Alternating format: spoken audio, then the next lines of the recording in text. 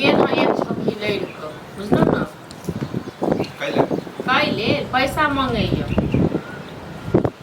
पैसा टिकट कटायत तकर बाद जायत ओहि बेटा पुतोह बड़का बेटा पुतोह आइए ओकरा लग कथी करे देतै एको बार पूछबो करै छै हम बिना गेले की करे जाब अच्छा पुरिये में प्राण य मरि जाब हमर बेटा पुतोह को देखब एतऽ छलै तखन तऽ केहन बेटा पुतोह एकर दुख ने फेकै छै देख त्या ने बेटा पुतोह वाला भेलै जे जते करे छै तकरा जे छै तते आदमी तकलीफ दै छै एको बाजी आइ तक जे छै 500 रुपया भेजने होय हालो समाचार पूछने होय जे हमर बाप केहन ये हैं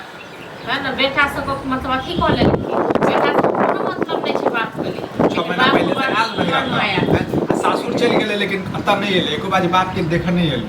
हाँ तो हमरा से नहीं लड़ाई झगड़ा बर्दाश्त है बुझलो ना बहुते बर्दाश्त केलहुँ तो दिलिए पैसा हम कतऽ से पैसा देबै यौ हमरा अपना संग पैसे नहीं है ठीक है हाँ अपना संग हमरा 1 रुपया ले हम मरैत रहै छी हम कतऽ से देबै तऽ कहलक हाँ जे जाइ छी कर्जा उठा कऽ तकर बाद जायब हाँ तो कर्जा उठा के जे जाइ छै अबै छै तऽ बात करै छियै तो हम नहि देबै कर्जा वाला के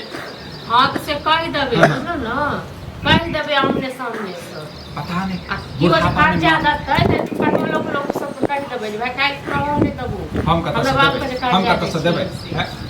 हमरा लेकिन कुछ के नहीं रहै छै एतेक दवाई सब एतेक रुपया खर्च भेलै जेना तेना कऽ अथी भेलै से दिन ई बुढ़बा बिसरि गेली अखन बड़ बेटा पुतोह वाला भेलै हाँ तो ठीक है एते ने धन बात करै छी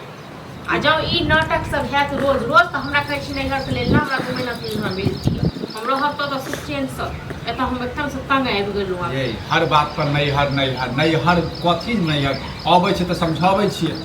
अहाँ केहन समझेबै ने से बुझै छी बुझलहुँ ने कथी करबै कपार फोड़ देबै कहै छी कपार फोड़ देल नहि कहै अबै छै तऽ कहै छै जा के सब जा आ तऽ नहि अभी है तखन